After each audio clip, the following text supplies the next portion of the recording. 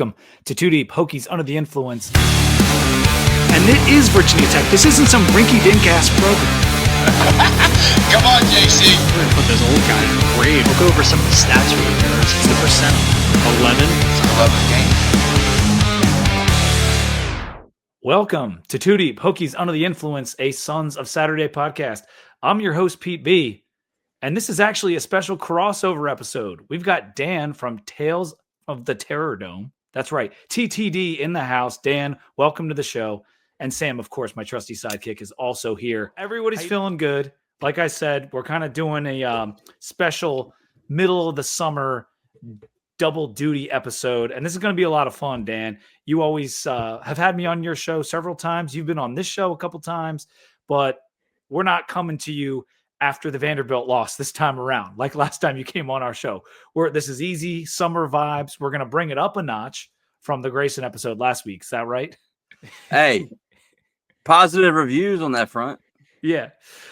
We got a lot of commentary on the episode. It was good, and a lot of Hokies, I think, resonated with it. I think even, me and Sam and yourself probably resonated with a lot of the things that Grayson had to say. But tonight we're going to get into some fun stuff, recruiting, the CFB 26 player ratings, and the most important games for Virginia Tech this year. But before we do any of that, we need a cheers from Sam. Yeah, that's exactly what my cheers is about. This is the beginning of preview season. Everybody 0-0. We had the air it out discussion with Grayson last week. This week's about some positivity with a little bit of realism when we talk about the most important games. But man, this is the time of the year to be positive on the outlook and think about what the ceiling is for the team. So we'll have plenty of time to be negative. We'll be positive here for the next few weeks. Cheers to that.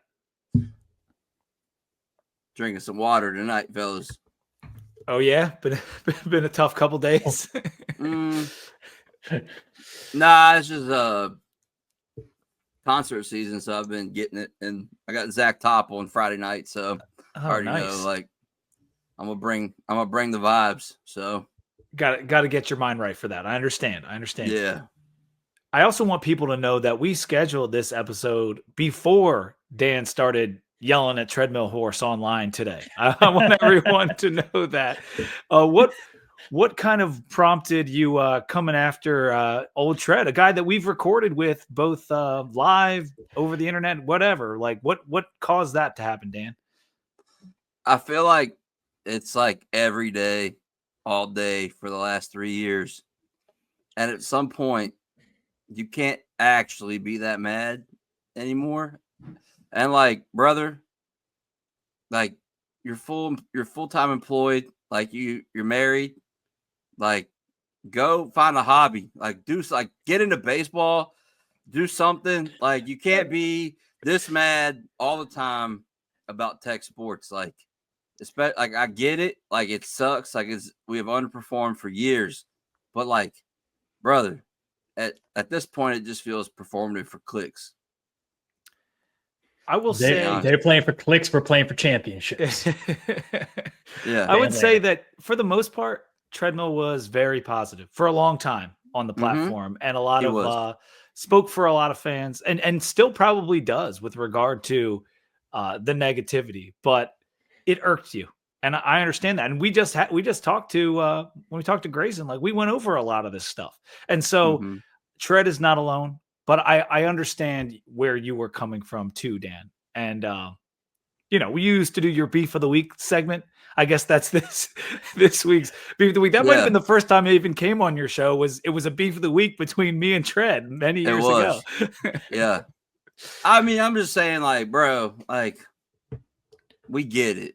Like, you don't have to say it all day, every day. Like, we understand. Yeah, we're frustrated. Everyone's frustrated. We get that a lot. Like we'll get messages and people tweet at us and stuff like, "Oh, why aren't you guys ripping into them harder? Why aren't you?" I'm like, look, like we all watch. Like everybody is super well aware of what the scoreboard said. So like, there's only so much you can do. I think it is also kind of part of our sports culture where like if you're not winning a national title, you're failing, and I think that's been a little bit difficult for Virginia Tech fans to swallow because we're not even at that point to fail. if that makes any sense. Like we're so far away from that. So, but again, that's why the cheers was looking forward, positive attitude, talk about the ceiling, and we'll see what happens at kickoff in Atlanta.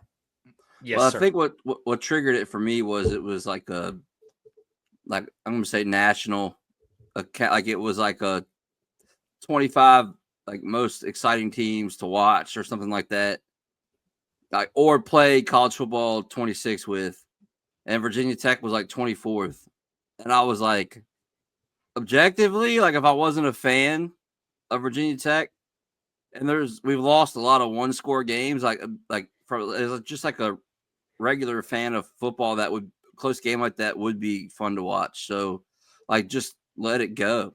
Like you don't have to be like, yeah, but our coaches are buns. Like, no shit. They know that. Like, come on. Yeah.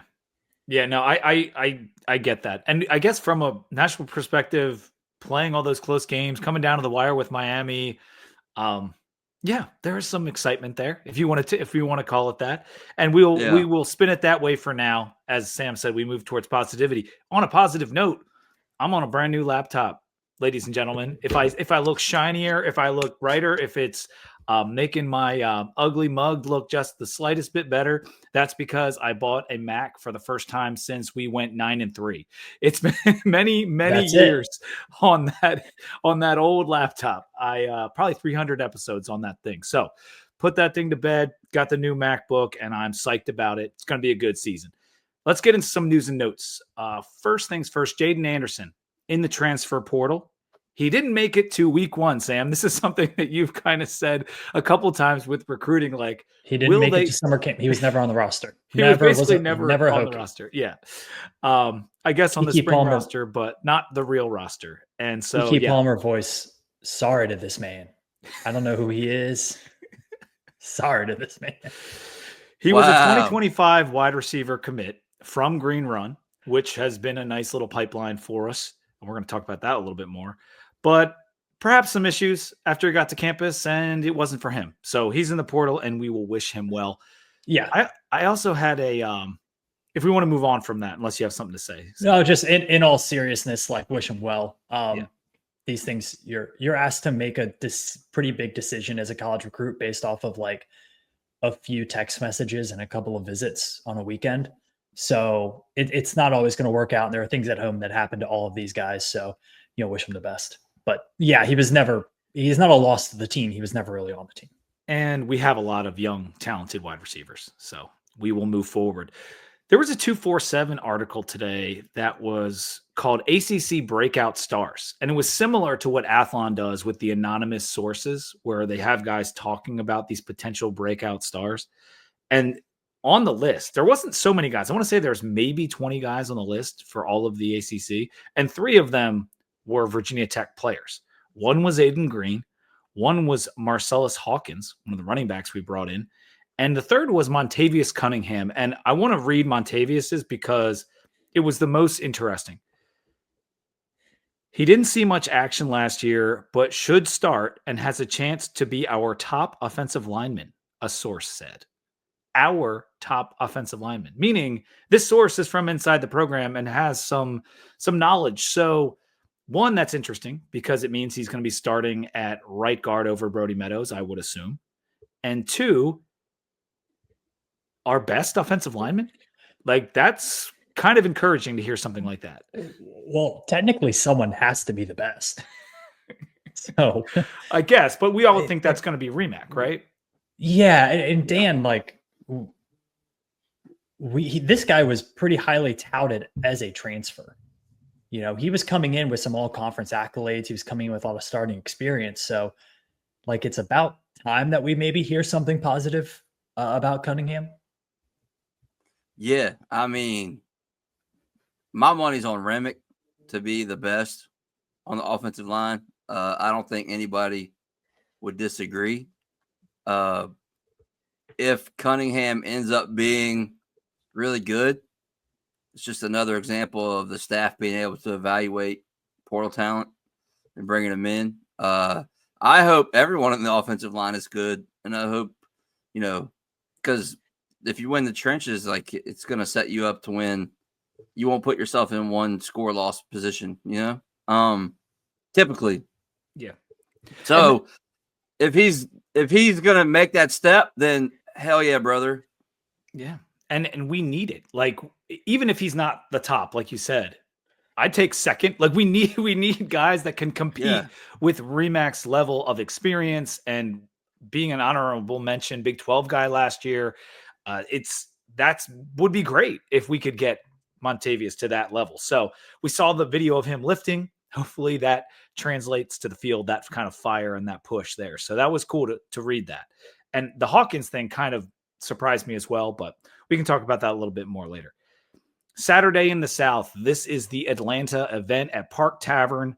If you're going to Atlanta, you got to come to Saturday in the South. It's 3 to 6 p.m., open bar at Park Tavern. I think it's $75 to get in right now. That's probably going to go up. So make sure you get your tickets to Park Tavern. It's on the Suns X page. It's on the Instagram. It's probably on the website somewhere if you go looking.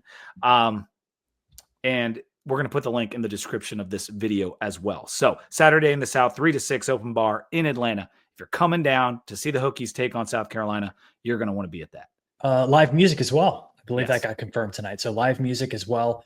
It's going to be an awesome event. And also like 3 to 6, but it's going to keep going. Yeah, it's going to keep going because I think the music starts after the 3 o'clock games. And so you're in and you don't have to pay a cover for music if you're already there. And you get that open bar. So definitely come out to that.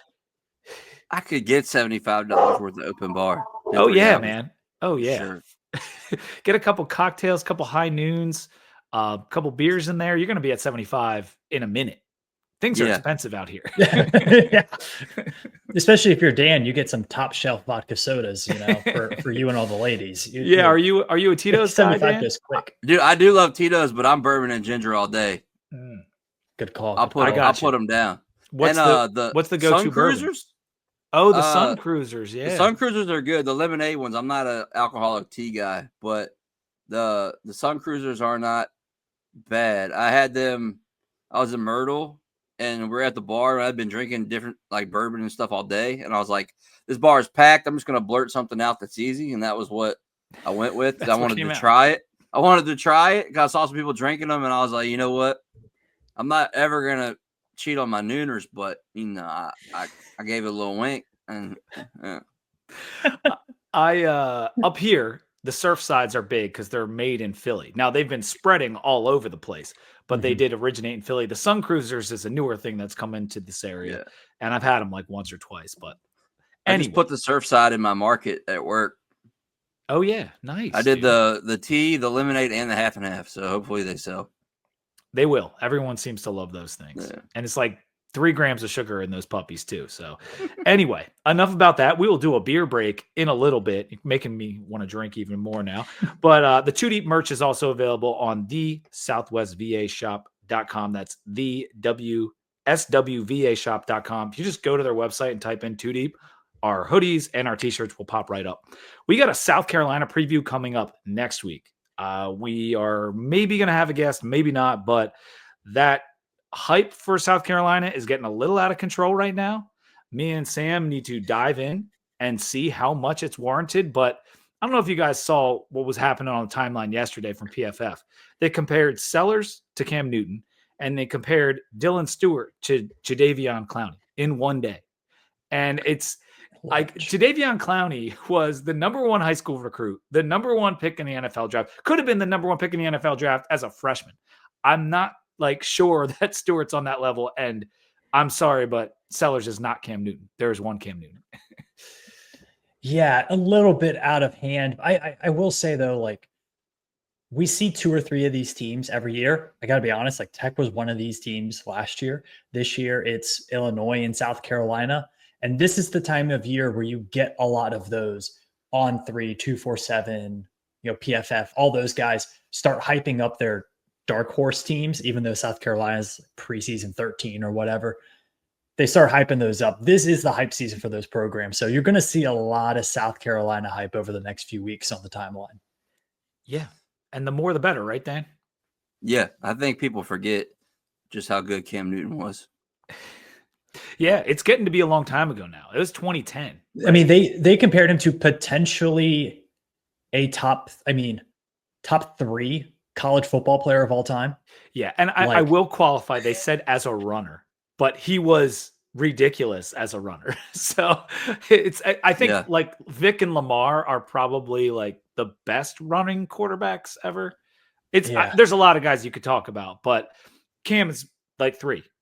Probably. I mean, he's up there. So it would be a fascinating study to dive into that. But I just having both of them come out in the same day, I'm like, come on. But it's similar to the UNC hype. It's similar even to our hype last year. Like, so we saw those 2 teams fall on their face, UNC and us respectively. Let's hope the same happens to South Carolina against us. Let's talk recruiting, fellas. We got 2 commitments since our last show, but I'm not even sure we talked about the one before that. So Thomas Wilder, the 4-star offensive tackle from Green Run. That's where we get all of our recruits now, but I will take it. He's a 90 on 247, a 91.3 in the composite, and the number 317th ranked player in the country. Offers from Penn State, Bama, Georgia, et cetera, et cetera. I think 16 power conference offers was what they had listed, but it's probably just about every team.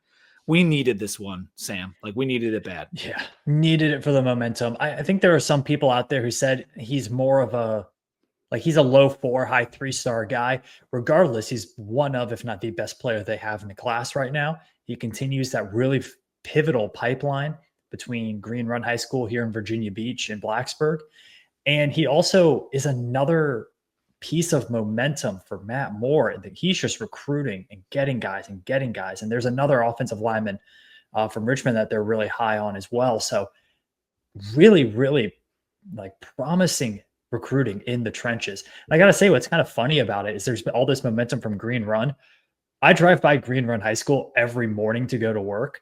It is not a very big high school, and it's just like one suburb neighborhood that feeds it, that Virginia Tech's getting all these players from. And they've had a good team the last couple of years, like and they used to suck.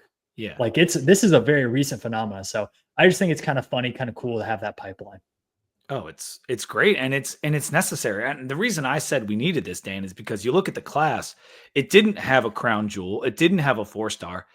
It hardly had any high-end 3-stars. So that's what made the Wilder commitment so necessary. If we didn't get this one, this class would be in a tough spot. Is that how you were kind of feeling? Like, how is it looking right now with the addition of Wilder and Adrian Hamilton, the 3-star that comes over from St. John's College in DC? I mean, you get Tommy Wilder. It's a massive position of need on the offensive line. It's a pipeline kid. You should get top 10 player in the state, which is important. I'd like to get a couple more of those somehow. And then you get Ace Hamilton, who interior lineman from a school we never get anybody from, top 5 player in Washington, D.C., who produces talent. Like, I think it's Matt Moore is refreshing. Like, yes, to have a guy just like, I mean, he's snagged like 7 or 8 guys just in the last cycle, and then also in this one. So like, he's already he's lapped Crook and Rudolph like twice. He lapped hasn't even Crook's been here last 6 cycle in months. 2 weeks. Like, Yeah, he's been here like weeks, 7 months. He got more recruits than in 2025 on the offensive line. Like, because we got Tyrell Simpson as well, who's 6'7", 310. And that happened before our episode with Grayson, but I'm not sure we got a chance to talk about it, Sam. So that 3-star massive offensive tackle comes over from North Carolina. Give me 6'7", 310 all day long. All day long. As a senior, as a rising senior, like that's crazy. That's pretty freaking awesome. So he was an 87 on 247 and inside the top 1,000. And Hamilton was inside the top 1,000 as well. But Hamilton, for only being, I think he was listed at 6'2 and a half or 6'2", 12 power conference offers. That's a lot of offers from a shorter guy who that may mean he ends up at center. I know, like we were talking about this with Coach Holmes, like, there's not so many 6'2" guys in Power 5, but if there are, they're generally at center or, one of the right guards, obviously. So if he's a Jason Kelsey type, that low leverage, that's what you could use right at center. And I love the Hamilton pickup, Wilder, obviously, and the size of Simpson. So we got 3 kids in this class, more than all the offensive linemen we had in last year's class. Matt Moore doing work, has something to sell. It is refreshing, Dan. That was a good way to put it. Yeah. And a caveat to that, it would be nice to win some games this year so that the staff can stay intact and he can really get some work done. I know. I think the same thing, because I just wish, like when we hired Crook, which was bad timing, if we had had Matt Moore then, where would we be now? Would we have had the struggles we had last year? But this is where we are. And Matt Moore is probably the main reason, him and Ferg, because the coordinators, I don't know what's going to happen. I feel good, but I'm confident in Ferg and I'm confident in Matt Moore. And I think I want those guys to be around and see what they can do at Virginia Tech. Overall, the class has 9 commitments now. It is July 9th. Tomorrow's July 10th. And we are number 82 overall in the composite. Number 82 out of 136 teams. Last in the ACC still in the overall score. 14th in the ACC out of 17 teams in average rating per recruit. We still have some serious work to do. It's nice to get Wilder in the fold and Hamilton and build on the lines, but we got work to do, man. Yeah, a lot of work to do. And actually, Dan, I think you make a great point about how important it is to just get some momentum if you're going to get this program back to where it needs to be. I just looked at the 2027 class in the state of Virginia, which makes me feel, first off, really old, but also 4 of the top 10 are offensive linemen right now on 247. So if you prove that you can recruit and develop at the offensive line, you have 4 of the top 10 in your state are offensive linemen. That's just put that one in the bank. Yeah, that is something to think about. And you know what else is coming up in terms of the other recruits we're looking at? I think you talked about someone from Richmond, Sam. Nick Reddish is announcing on 7-11. We are in the running. I don't know exactly where we stand, but brother of Quentin Reddish. So it would be nice to pick up Nick. I think he's a 3-star. At one point, he was like a really high recruit. I think he's dropped a little bit in the rankings, but there's other announcements coming up. There will be, I'm assuming, some more commitments in July. We definitely need them. So we'll keep our ears and eyes peeled for that and keep you guys updated. Yeah, I don't know what Nick Reddish is going to do, but I would probably suggest just going to 7-Eleven and getting your free Slurpee and calling it the win for the day, because I don't know, man. I don't know what it's going to look like, but I haven't heard much. So like usually when I don't hear much or like nobody hears much, like it's not good. Yeah, because there was a lot of smoke around picking it up. Yeah. If the pods aren't picking it up, then I don't know. Yeah, I got you. All right, let's do something fun here, guys. We're going to add the College Football 26 player ratings to the screen. And I took the liberty of culling all the guys that were over 80 in the college football ratings on Virginia Tech and putting them on the screen and dividing them where they belong. So we got offense, defense, and one special teamer in John Love. He comes in at an 83. Our highest rated guy was Tomas Rimac, as we talked about earlier. You got a 91 overall rating. Number 2 behind him, the guy that has not really been at Virginia Tech yet. I think he just got here over the summer.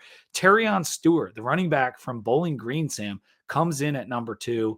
Yeah. And then you kind of look down this list. Is there anything that's kind of standing out to you from these guys? Yeah, Braden Bennett. Yeah. At 86 overall. First off, I don't want to consider their player ratings as like actual analysis on how good a team is. It's not gospel. No. It's totally for fun. But he's someone that I have to keep reminding myself, first, that he's on the team. But second, he was a really productive running back in the Sun Belt. Like, this guy was not a back of the bench player. He had games of over 100 yards. He's a really good wide receiver. He reminds me a little bit of like Deshaun McLeese when he runs. Like, there's nothing about the way that he plays that is particularly jaw-dropping, but he does just produce and he gets yardage and he does a lot of different things. I think you're going to see a lot more Braden Bennett this year than people think, especially since Terrion Stewart was not in spring ball. Yes. I still think Terrion will end up leading us in carries from a running back, barring injury. For sure. But Bennett's going to be a factor. And then you look at down the list, Dan, there's 2 more running backs on this list, including Hawkins, who I talked about. But look who's at the bottom there. Overton's at 80. Yeah. Jeffrey Overton, true freshman, who's coming off an injury himself, is at an 80. So we got 4 running backs all over 80 on this roster. There's only 17 guys on our team that are over 80. 4 of them are running backs. Dang, I've heard good things about Marcellus Hawkins. Yeah. John Love should be higher. You think so? 83 is probably pretty good for a kicker. Yeah, but he got NFL leg. I'll take it. I just don't know if they have to ding the kickers because of speed and stuff like that. It's just gonna bring them down.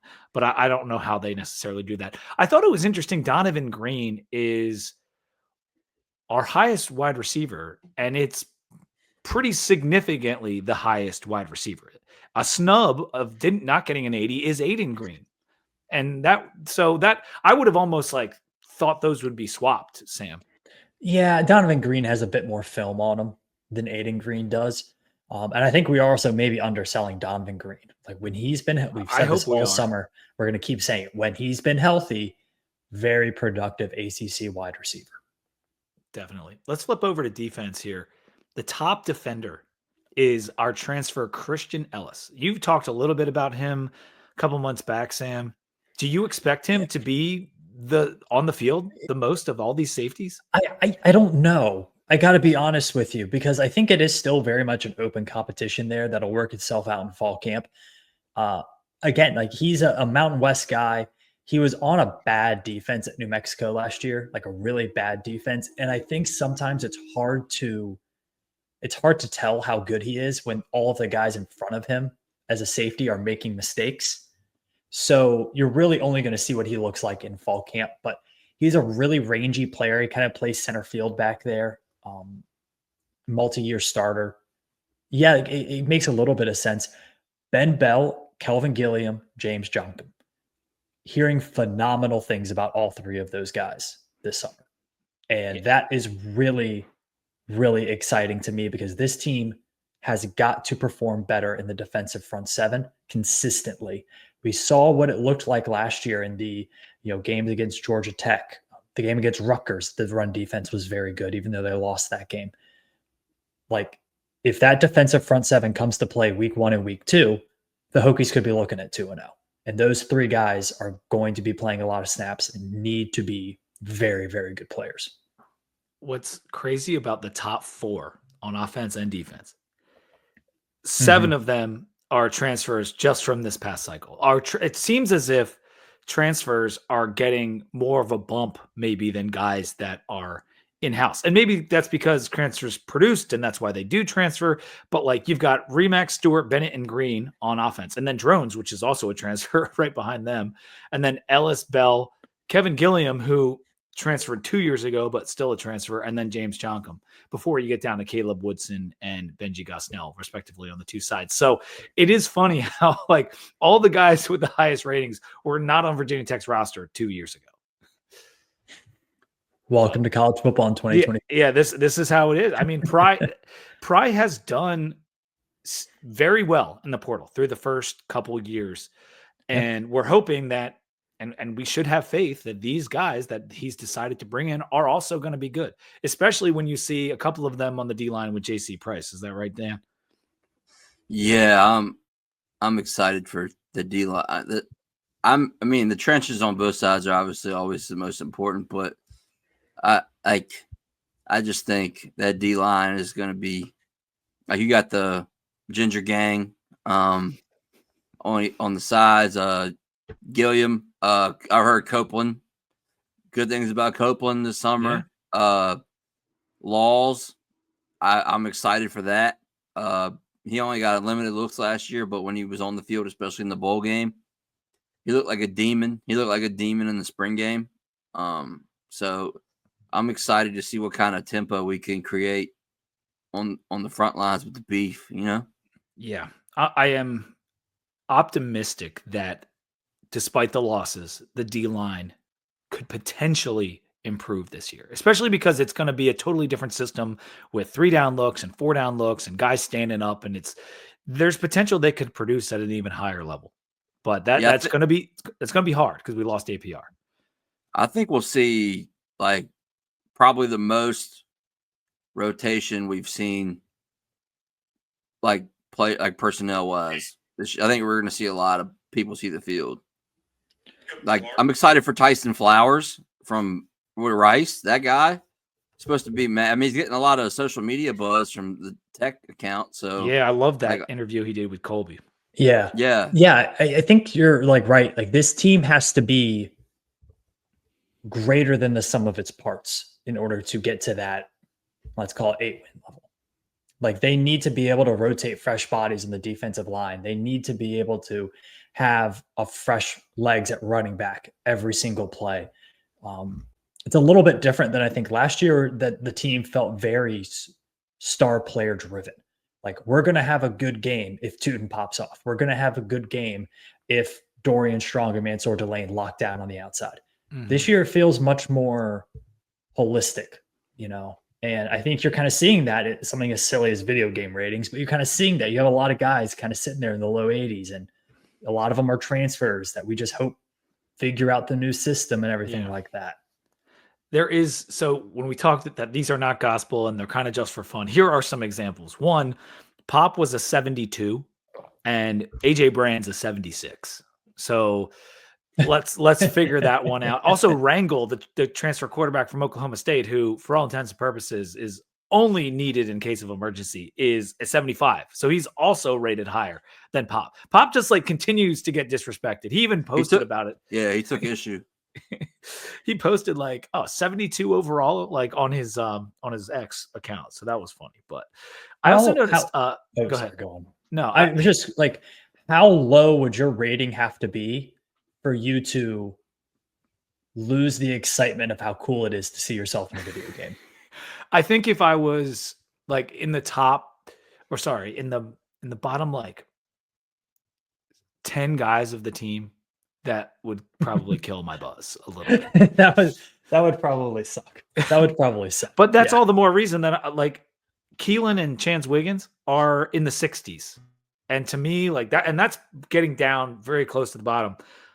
Like that doesn't make sense to me. Everything we've heard about those guys is they're going to be contributors at some point. They are super talented. And that's why they have to rate these games based off kind of like what they've seen on the field. Like they're taking the unknown and giving them a ranking is extremely difficult unless you're some kind of 5-star, or apparently if you're AJ Brand and can get a 76 coming in when Keelan Adams is like a 63 or something.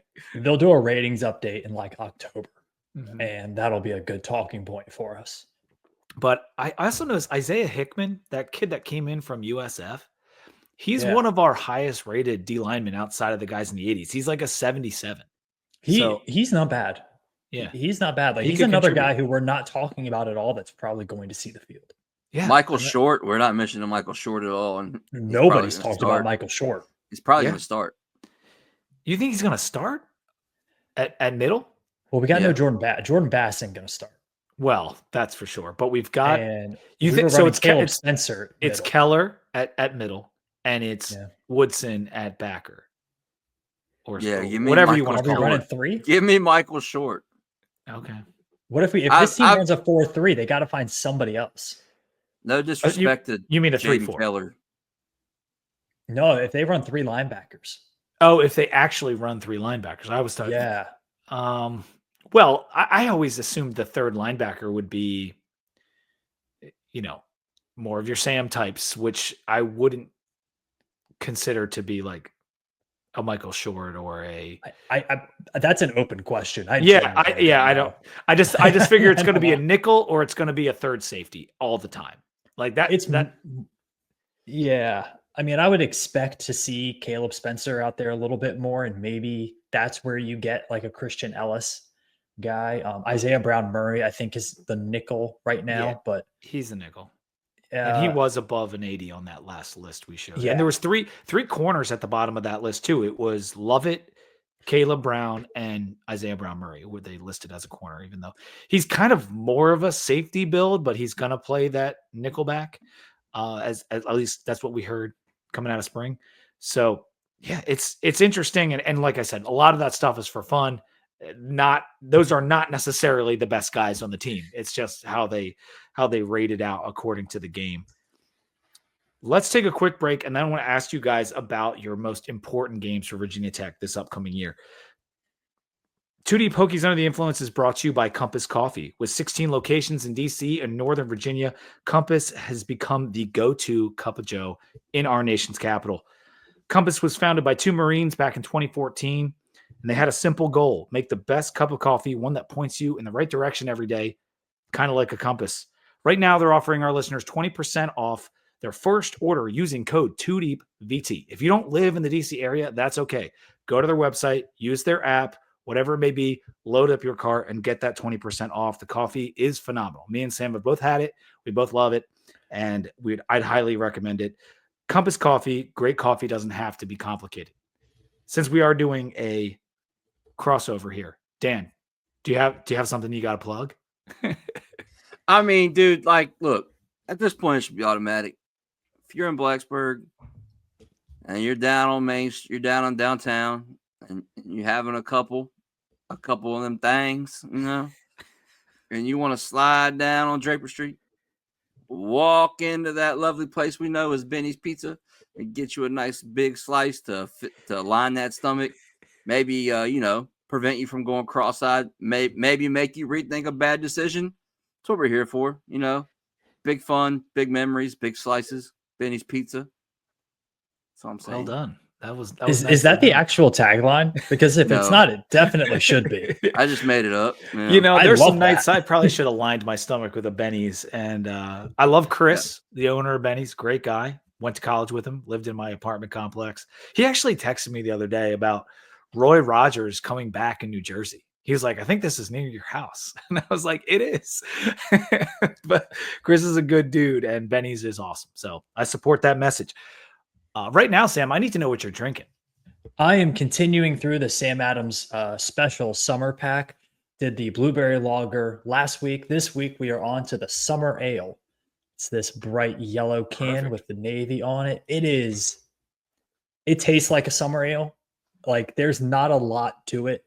It's almost zero hoppy flavor, not bitter at all. It more shandy than ale, to be honest with you. Is really, really light colored. I don't know if you can see how light yellow it is. It's good. Like, it's not a specialty beer. It's not one that you're going to rate really highly on Untapped, but that's not what it's here for. It is here for last week. The blueberry lager felt very lakeside. This feels beachside. This is, you pack the Yeti of this when you go to the beach, when you're doing like an all day beach thing. So this is a beach one. Pick a different body of water for every beer that you have. It's giving beach. It's giving beach. It is. What percentage of our listeners do you think have not had a Sam Summer Ale? Because it's been around for a long time. Yeah, it's a classic Sam. Yeah, but I got to be honest. Like, I never really drank Sam Adams. Like, I had a Sam Adams before, and I had Oktoberfest, but I didn't do their other ones. See, you were too young when Sam was one of the first craft beers in the game, right? Like the Boston Lager, the Summer Ale, even some of their original IPAs, they didn't really stick because Sam had some trouble nailing their IPAs early on, and they lost some traction. But I mean, when we were just out of college, Sam Adams was huge, and even one of the significant others of the guys I know, his wife now worked for Sam Adams, and so we always had a ton of it. And the Summer Ale is a classic. Back porch beer, beach beer, whatever it may be. It is very. There's another one called Back Porch that we'll get to later. Porch Rocker? Porch Rocker, that's what it is. Yeah, so that's the shandy, right? Yeah. I have a different body of water in mind for that one. Okay, nice. Have y'all tried garage beer yet? Oh, yeah. I have not. I've had it on the show. And Was that's it even good? more surprising, Sam, because you're the Cleveland guy. Yeah, look, if I'm getting a Cleveland beer, I'm getting Great Lakes. Okay. But garage beer, I'd be down to try some. Actually, I'm not sure if it's from Cleveland, but it's from Ohio, and it's backed by the Kelseys. Yeah. And the lime is a great summer beer. I've got a bunch in my fridge right now. It's really good. The regular garage beer it's It's a Bud Light. It's a Coors Light. It's just one of those regular American light beers. I think it's like 95 calories. It's good. The lime, though, it's better than a Bud Light lime because it's just like, doesn't, sometimes you drink a Bud Light lime and you're like, this is kind of like a fake drink. It tastes like I'm drinking some kind of like beer chemical. Whereas like the garage beer lime is just like a refreshing summer beer. So I do like it. Dan, to answer your question, I'm having the Dogfish Head 75-minute. I had never seen this, and if I had, I forgot. But I was down in Delaware, and there was a mix pack, and it was the 30-minute, the 60-minute, the 75-minute, and the 90-minute in the mix pack. And this is 7.5% alcohol, thus 75-minute, and it's good. It's, I generally like IPAs that are between 6 and 8%. This is a traditional, like, darker, not New England, not hazy IPA, but it is good, and it's almost like a West Coast. Despite being from Delaware, it kind of has that bitter vibe. Would be great with some food. It's not my favorite IPA ever, but being a Delaware guy, Dogfish also being one of the originators of craft beer, I respect it, and I would needed to try it on tonight's show. So the Dogfish 75-minute, I'd probably give it a 3.5, which isn't terrible. Could be better, but it's just not quite as good as I want it to be. All right, guys. VT's most important games. Important is obviously a subjective term. So we all ranked our top 5 most important games according to how we interpret that term. It could be important for Pry, important for national relevance, important for the standings, important for getting to a bowl. So I will start with Dan, and I want to know your number 5 most important game. Number 5 most important, I'm going to give it to Florida State. And we're going to go Florida State because, there's some history there. They beat us in the national championship, obviously. What's his face? Peter Work shoplifted from Dillard's and still played in the game, but it's okay. I would say Florida State. You got to go down. Be a quality win. I don't care, if they had a really bad year last year or not. Still Florida State, and Tommy Castellanos has been talking that shit. So you got to go down there and be a quality late season win. Not to mention where it's sandwiched in between Louisville and the U. So I just think Florida State is my 5th best or most important game of the year. All right. Sam, what's your number 5? A lot of the same reasons, but a different game. I got Louisville's number 5. I think, it's a late season game. This is one of those. This is a game that Tech, I don't think, is going to be favored in or expected to win preseason, but it's a massive opportunity. You get one of the ACC's best teams. You get them at home. You'll have a long extra day of rest with Cal game, bye week coming up, nothing to lose, playing at home. I think that's a massive game because we need some signature wins in the Pry era. That would be one of them. So that's a big one for me. I put number 5 as Cal because it's on national TV. It's at home on a weeknight, and it's important in the sense that you can't lose that one. Mm-hmm. So I'm perceiving that, and the fact that it's on ESPN on a weeknight, something that we're known for. We're going to be doing our entrance at home, the whole 9 yards. I don't want to do the entrance, Johnny Cash, the whole thing, and then lose. I like that. That sounds awful. I want to remind the country that we are a tier above Cal. Fucking Cal. I want to remind people of that. So they shouldn't even be in this conference. So let's win. That's my number 5 game. What's your number 4, Dan? Number 4 for me, I'm going to say on the road at Georgia Tech. Brent Key, the Battle of the Brents. They're getting some momentum down there. They just hired the athletic director I would have loved to have had, Ryan Alpert. And I do think that's going to bite us in the ass. Stingy team, probably going to be pretty good. It's on the road. Mid-season is just, and it's like that annoying team that we always I'm gonna call it a rivalry because it is. It's a techno building. we've traded enough wins and losses. And I mean, just growing up, like Georgia Tech was always one of those teams that you wanted to beat, and it's your second trip to Atlanta. You know, it's time to. I mean, it's one of those teams you want to handle every time you see them on the schedule. I'm going Georgia Tech. Nice, Sam. That's also the 7th straight game Virginia Tech will play without a bye week. So you need to be healthy going into that game. My number 4 is UVA. Okay. The rivalry part goes without saying. I think it is one of those games that if you're going to put together a respectable record, you need to win it. I would say this is probably they're on the lower half of teams on this schedule in terms of talent for sure. And you're going to have, it's not going to be a very hostile environment. We don't know who the coach will be for UVA at that point. We don't know who the coach will be for the Hokies at that point, to be quite honest with you. It's just a game that you have to win. You know that you're a more talented team. It has that importance. I will say, however, I feel like this game, unless the Hokies themselves are trying to avoid disaster, we just don't see the hype for this matchup preseason. It's just not there. So that's why it's number 4 for me instead of higher.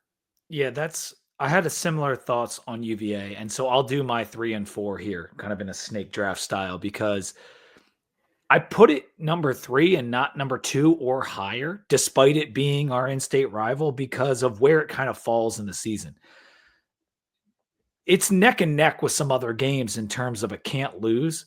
And after the season, would I want the UVA win more than a lot of these other wins? I would, but beating some of the teams that are earlier in the schedule, some of the better teams on the schedule, is more important for our program overall than beating UVA.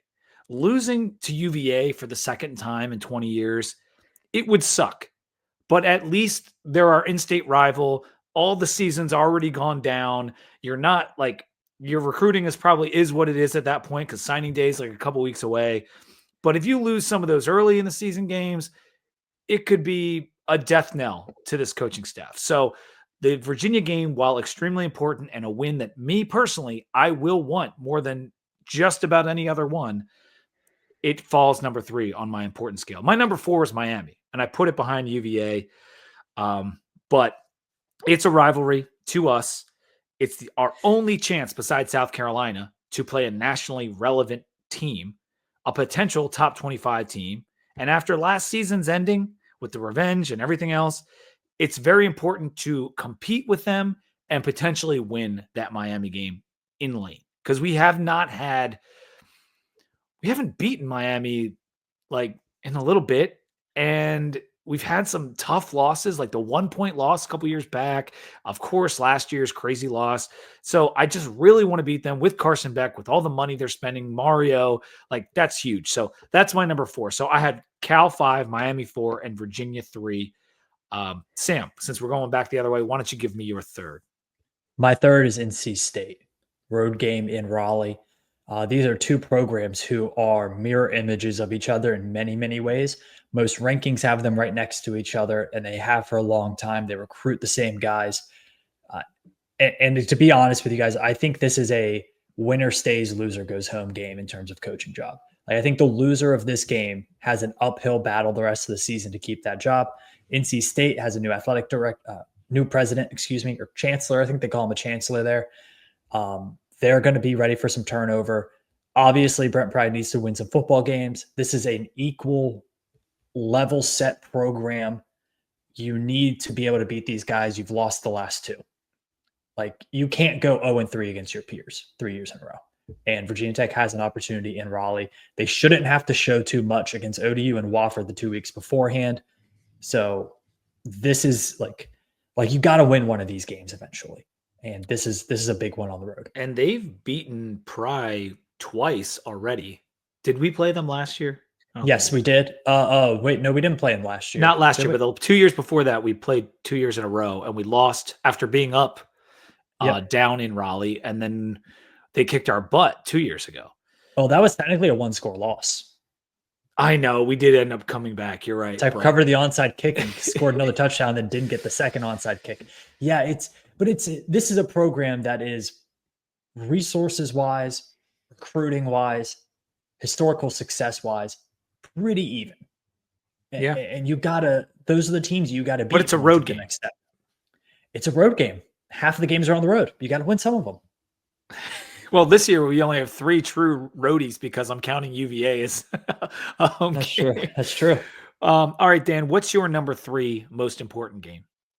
Vanderbilt. All righty. They're coming to Blacksburg. Diego Pavia, he's won his petition.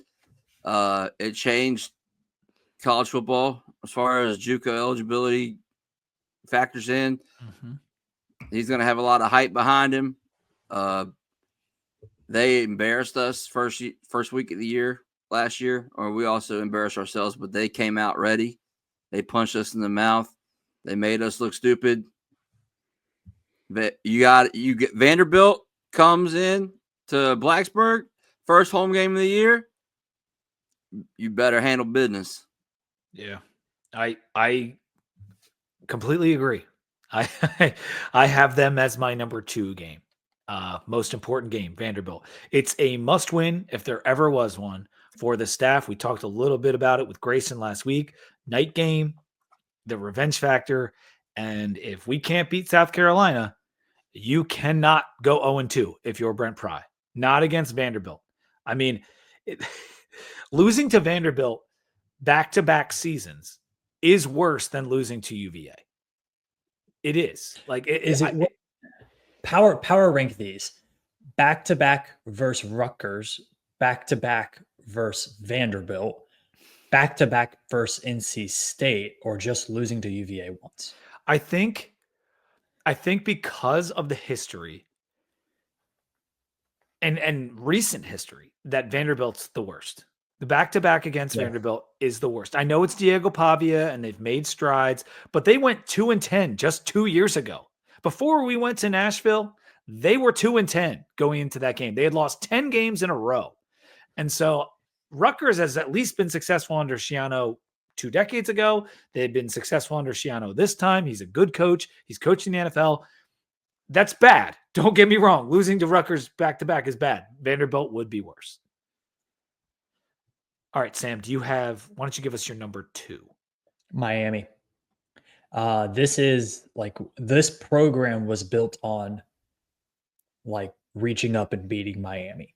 And to get them the second to last week of the season at home in the cold, Miami's going to be playing for a playoff spot. They hate playing in the cold end of the year. This is Virginia Tech's chance to, for the first time in my life, play spoiler for somebody else. Like, for once, we're the boogeyman for once in one of these matchups. You got to take advantage of it. That Louisville game on November 1st, that Miami game on November 22nd, I hope it is 20 degrees. I hope it is yucky, sleety, wet snow. I hope it's windy. I hope they're undefeated. I want that to be the grossest football game that mankind has ever seen. Mm-hmm. And I really, really want Tech to win that game. Yeah. I think that is a really pivotal Virginia Tech Miami matchup. I think it is going to be one of the bigger ones that we've seen between the two in quite some time. Sam, you watching that game from home, Sam? I believe Blacksburg. Don't wish that weather on me. Look, I will. I guess that's the one little bit of Cleveland I kept. I'll watch a football game in the cold. I will not mind. If the Hokies are winning, I will be warm. And those little airplane bottles of Kraken, that's a great blanket. That and some thermal layers. It's probably not going to be colder than the spring game, Dan. That shit was cold as hell. No, last year global warming, it could be 70 degrees. We don't know. UVA last year was brutal. Yeah, that was cold. That was a cold night. That was cold, and I was sober. Why? All day. Because I had blood work like 3 days later. And it was I was under strict orders from the blood doctor. You were being a good boy. Do not drink anything. And I was like, okay. That's tough. Well, yeah, I'm hoping for that cold weather because we saw Miami go up to Syracuse late in the year, despite being inside, and blow their season. I would love nothing more than them to come to Blacksburg and blow their season this year. Dan, what's your number 2? Miami. So you agree with Sam on a lot of those points? Yeah, it's just one of those teams, one of those rivalries, whether they view it as one or not.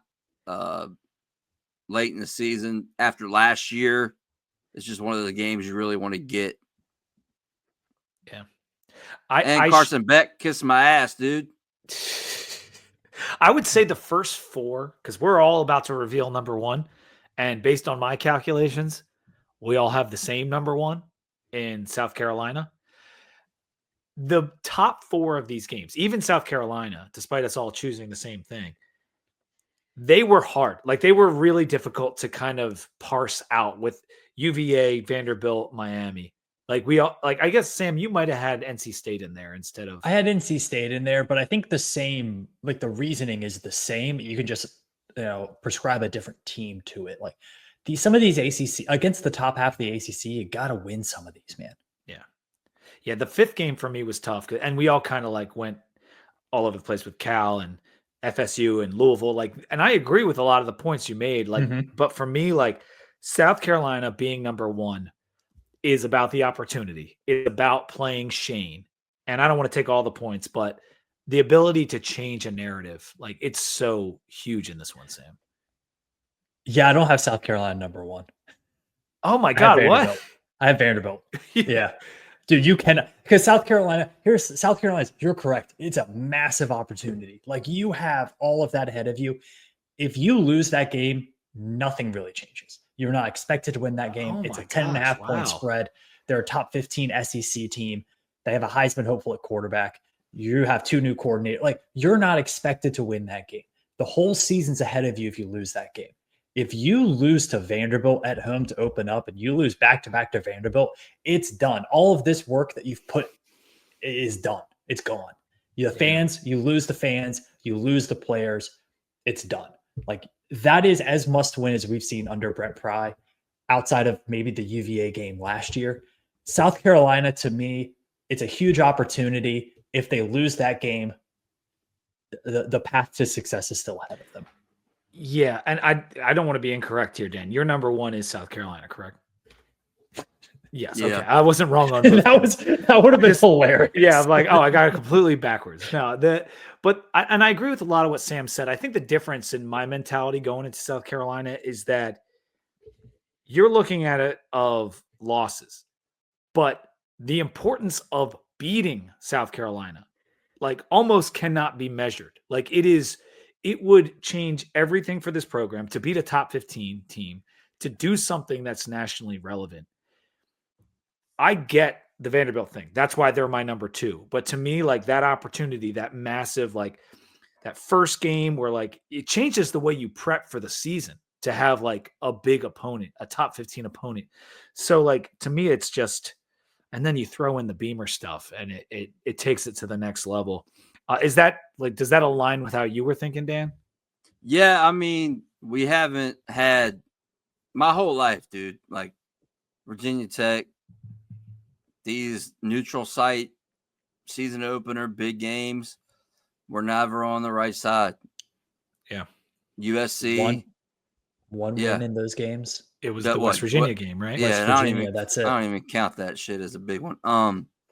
Just because we hadn't played him in forever. That's the only reason. But, Boise, Boise State, Alabama 09, Ryan Williams breakout game, came close. 2013, we wore those abominations in Atlanta, got smacked. It just doesn't, it's not our thing. We don't win these games. Came close a couple times, but the whole Frank Beamer, ties, Shane Beamer, grew up in Blacksburg, was a Hokie, talks mad shit about us on the recruiting trail. You win this game, it's a statement win for Brent Pry. I think it turns some heads. Recruiting wise, it's something you can use. It's something they can't use. I just think there's a lot going into this game and also not to mention, you're going to see 2 not first time coordinators, but for us, a whole new schemes, against a team that's supposed to be pretty damn good. it's number one for me. It's not even close. I definitely think this is a bigger game for Virginia Tech than it is South Carolina. And I would not be surprised if it looks like that on the field. I don't know how much that impacts the I hope outcome, so. but I think you're but right, South, Sam. like South Carolina is thinking, they're thinking about October and November if you look at their schedule. For Virginia Tech, I think this is the narrative is so much bigger for Virginia Tech and fans than it is South Carolina right now. I don't know if that helps you win the game. But It I think- may not, but I think the motivation will be there. Mhm. And here's another reason I would put it number one. It's just like you lose if you beat Vanderbilt. No one is going to really care on a national level. They might watch the game on ACC Network because I think that's what it's on. And Pavia would lose, and so he's kind of a popular guy. But no one's really going to care if we beat Vanderbilt on a national level. They will care if we beat South Carolina. It is so important. But at the same time, Sam, my top four were like razor thin margins. Like I could have put UVA number one. Like I didn't, but like well, it depends on how it's the season goes. Like Yeah. if Tech drops a couple early season ACC games in October, like you might need that UVA game to make a bowl. But that's why I love the question, because it is Again. so subjective. Like it is so like hard to parse out. Like what do you value as important? Because I'm sure some of our guys listening are like, UVA is number one. It's not a question. Like, come on. Like that's the most important game. But we're talking about a program here, not a rivalry, not just inside the state of Virginia. We're trying to build something that is sustainable. And if you're trying to do that and you want to throw out all the garbage that's been said all off season, South Carolina and Vanderbilt are 1 and 2. Like they are right there as so important for this team. But that was a fun exercise. And Shane's gonna care. If Shane loses, Shane's gonna care. Yeah. Shane He's What gonna will all-time press conference crash out. It's gonna happen. let's get this talking point out of the way. What's Frank going to be wearing? he will be wearing a shade of maroon. He's gonna go like a maroon jacket. Tech jacket, Carolina hat. That's what I'm thinking. I would appreciate, he does like the white South Carolina hat. I would appreciate like a maroon Tech quarter zip and the white South Carolina hat. Over under on shots of Frank Beamer in the stands during the game. It's gonna be Taylor Swift in Kansas City. I hope Frank is looking his best that day. Like he's got to get his hair done. He's got to be wearing that fresh suit. Like, which team is home? Oh, let me see what this says. If it has anything on it. I don't think it does. No, it doesn't. I don't know what the score bug will say, to be honest. What uniforms would you like to wear? What do you want the uniform matchup to be?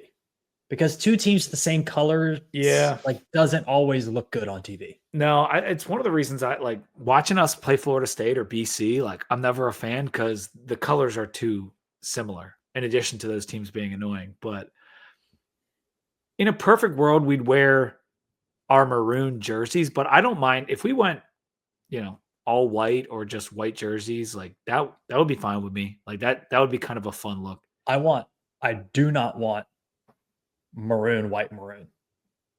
If we come out there maroon, white, maroon, we're going to lose. That's just you lose that in the locker room. Yeah, you lose that matchup in the locker room. Yeah.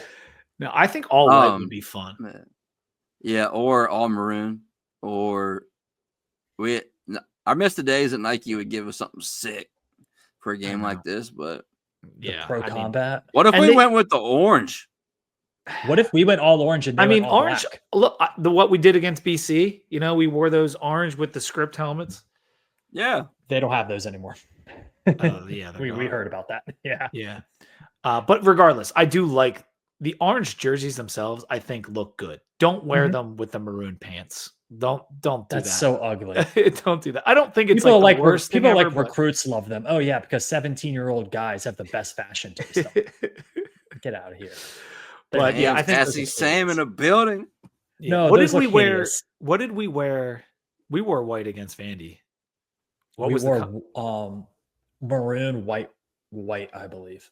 I think you're right. Yeah. What if we went all white, Stormtrooper? Dude, that would be sick. Get that? Or Tech all white versus South Carolina all black. That'd be kind of cool. That would be very fun. Good versus evil. Yeah. One thing about South Carolina's uniforms, and since we're an hour in, we can talk uniform talk. Under Armour, right? They've always been an Under Armour school For a long time. Yeah. Bad uniforms. Like they do weird like piping. Yeah. And it's gotten a like, little bit better color over the years down the side. Yeah. But not that much better. Like they butchered Maryland, I thought. Like I thought they had so many opportunities of cool Maryland stuff and they constantly butchered it. Maryland was bad. USF ran out some weird Under Armour stuff. Who I think NC State was Adidas, but they've had some weird They're still Adidas. Yeah. Right now I'm drinking the Blue Hen. This is an ode to the Blue Hens, now in FBS, another Dogfish Head. The Pilsner. This is the Blue Hen Pilsner, the state bird of Delaware. It's pretty good. Not Auburn too went back to Nike. Only female mascot in the FBS is the Blue Hen. Is the hen? Oh yeah, only female. So do you guys? Another hour in question.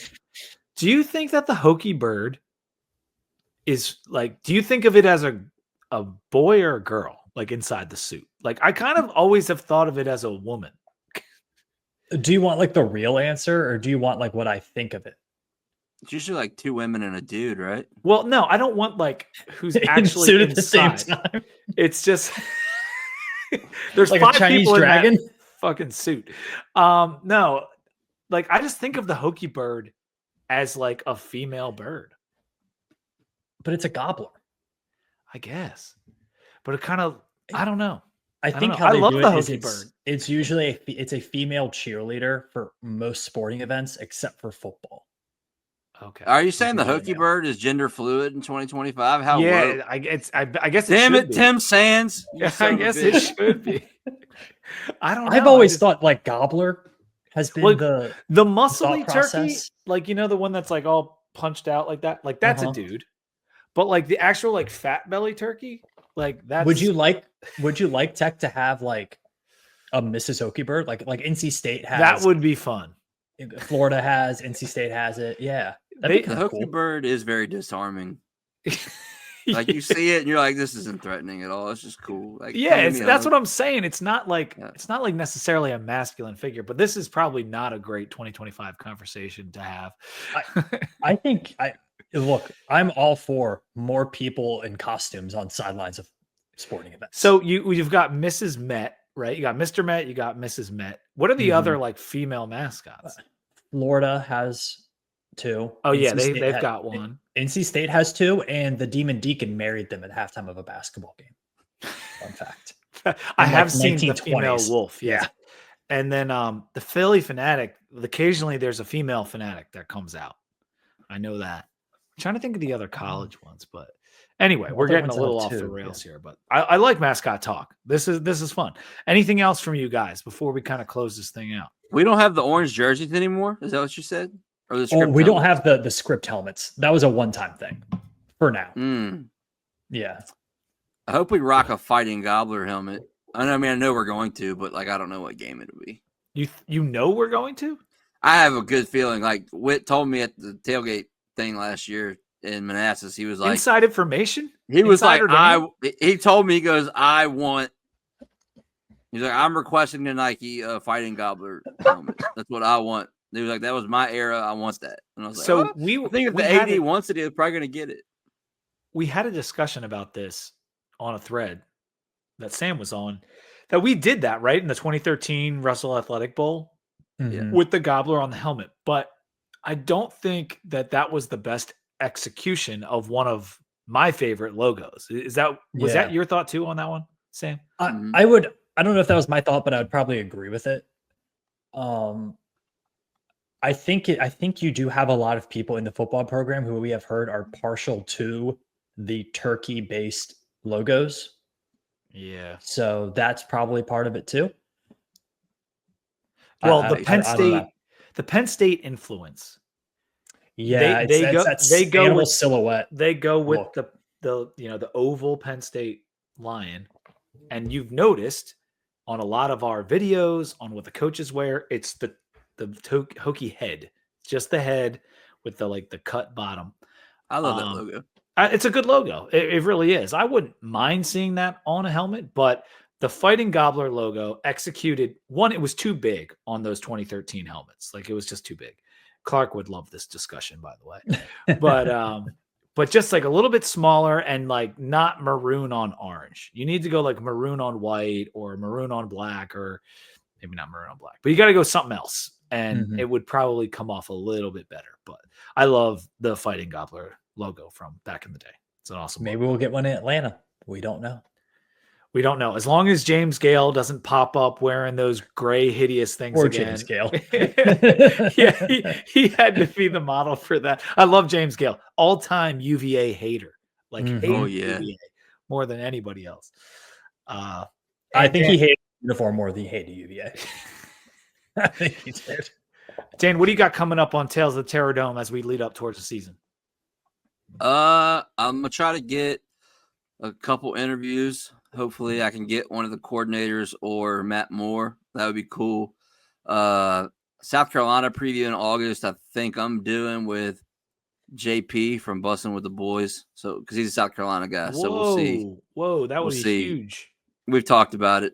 So we'll see how that goes. But I don't know. I guess I got to figure that schedule out now that we're getting on the Believe Network.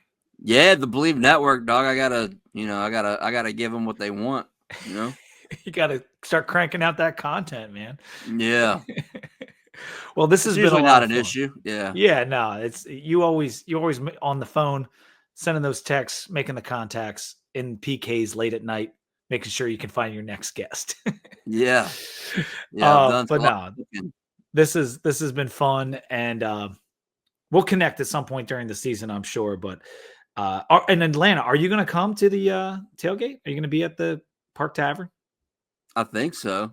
Yeah, I'll send you the link if you haven't already bought your I was getting pressured earlier by Billy and Pat. So, well, now you're being pressured by Pete and Sam. Yeah, that's right. You got to be there. It'll be fun. We could do another video or something. Yeah, we've been live on Boots on the Ground like twice now. But yeah, have y'all played CFB 26 yet? I have not. No. You got the early release? Oh yeah. How is it? Better? I'm not an early release guy typically, but I like in video games. Yeah, you know. I've heard it's a little bit buggy, but improved like fluidity compared to 25 can be a little bit like, I don't know. It's just like there were some moments you could tell it was a little bit like bad video game.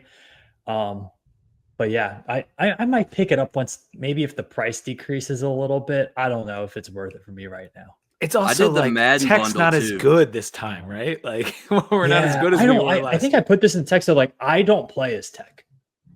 Yeah. I don't get the enjoyment. No, it's too, I feel like I'm playing God a little much if I play with the Hokies. Yeah, is that I go back to my real life and it's not what I want it to be. That's Dan, my first game is tech. I tried to hit Aiden Green on a wide open crosser and he dropped it. And I was like, we're not doing this. This is not happening. not on the video game. We're not doing this. Yeah, come on. Yeah. What's your number one team outside of tech to play with in the game? Wow.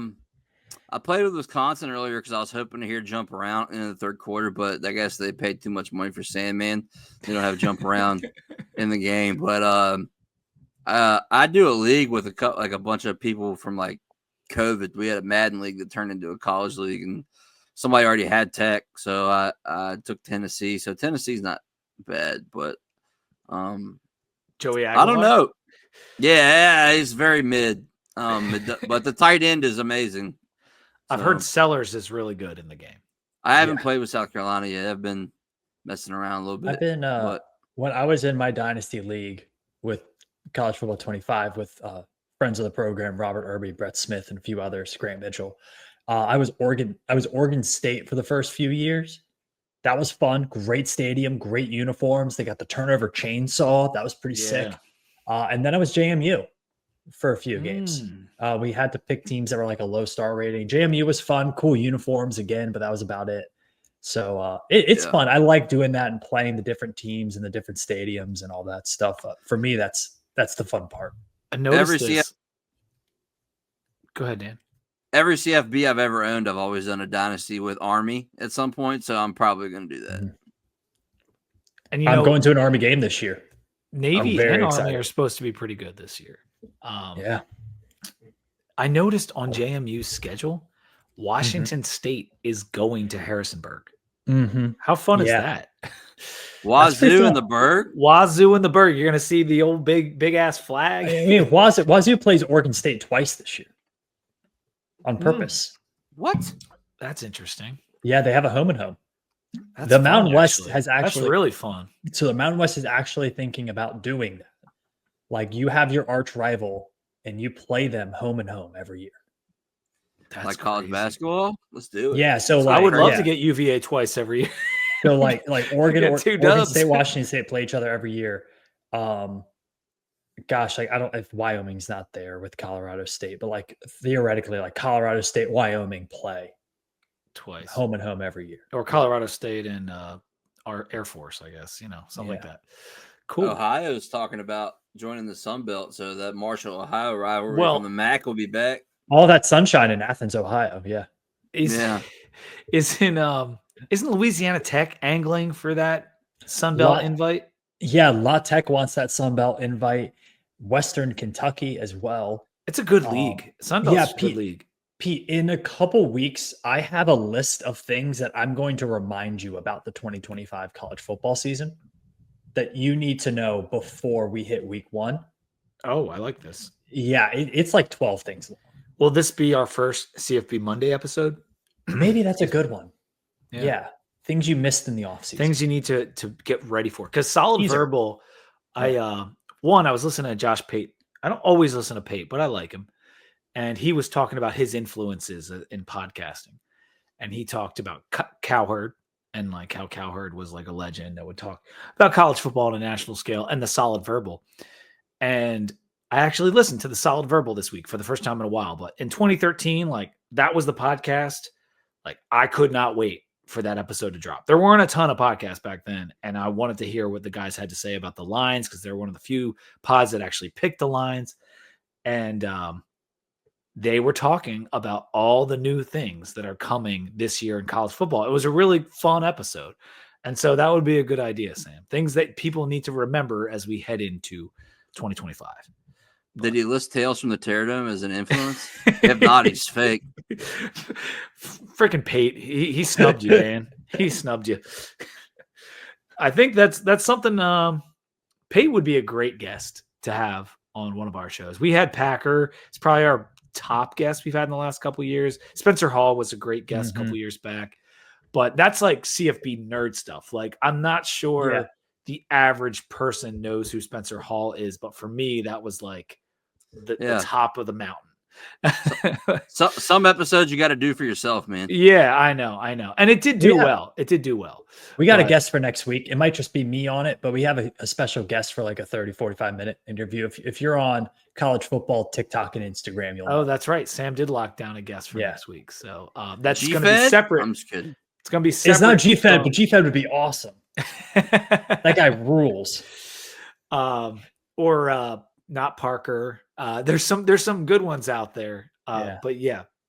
What's crazy to me is I had no contact CFB on like 2 years ago. We did a season preview and we went through like every single conference. And now Liam is like prominent figure on Barstool. Like it's crazy. That is wild. And they didn't he didn't announce that until he was on Unnecessary Roughness. But he was like, I'm no contact CFB. I've been running this massive account for years. Yeah. He told me his name was Liam and I never put 2 and 2 together. And then like all of a sudden I was like, wait a minute, dude. You're on Barstool now. That's why you asked me to schedule a calendar date. I thought he was trying to big time me. Now he's got a busy schedule. I was like, damn, dude. All right, cool. So I'm gonna try to get him back on, but we'll see.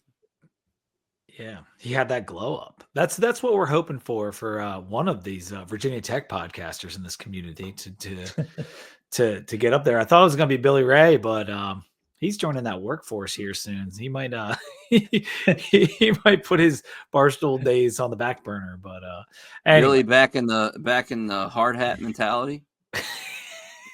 2017 Hard Hat Award winner, Billy Ray Mitchell. And don't you forget it. People don't know Won't that. ever. I've seen the hard hat in person. All right, let's cut it off. That was a fun 20 minutes. It was good. If you're still sticking with us, put Terrordome in the comments. Yes, that's right. Put Terrordome in the comments if you've made it to the end of the episode. We thank you, Dan, for coming on with us, chopping it up, doing a little 80 minutes on the show. This is also going to be posted to Dan's feed, I believe. So you'll catch it on the Terrordome if you're not catching it on the Sons of Saturday YouTube channel, the Too Deep on Spotify and Apple Podcasts. Make sure you're checking out the Too Deep feed and rate us and follow us on Spotify. I want to get the follower numbers up on Spotify if you use that primarily for your podcast avenue. And so make sure you're following Dan, Tales from the Terrordome. He's actually got a channel on YouTube now too. So seek that out and follow that as right, Dan. Like I'm not, I think I saw our pretty faces on there last week. You did? Nice. He's going digital. He's going video.